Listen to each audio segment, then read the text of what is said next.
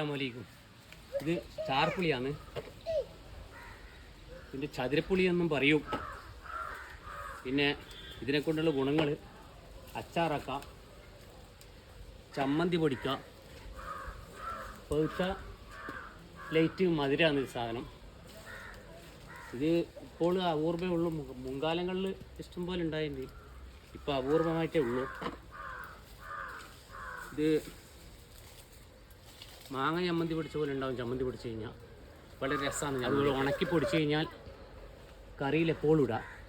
എൻ്റെ വീട്ടിൽ പുളികളോ കാര്യങ്ങളോ ഒന്നും മേടിക്കാറില്ല. മുഴുവൻ വീട്ടുപറമ്പത്തുള്ള പലമാതിരി പുളികൾ വീട്ടുപറമ്പത്തുണ്ട്. ആ പുളികളെല്ലാം പറിച്ച് ഉണക്കി പൊടിച്ചിട്ട് വേനൽക്കാലത്ത് ഉണക്കി പൊടിച്ച് വേനൽക്കാലം ഇത് തന്നെ ഓരോന്നോരോന്ന് മീൻ കറിയിൽ അങ്ങനെയുള്ള കറികളിൽ ഇടലാണ് പതിവ്. ഇതാണ് ഞാൻ പറഞ്ഞ ചതുരപ്പൊടി. എല്ലാം കൃഷി എന്ന് പറഞ്ഞാൽ ലാഭത്തിനെയും കാട്ടിയും മനസ്സമാധാനമാണ്.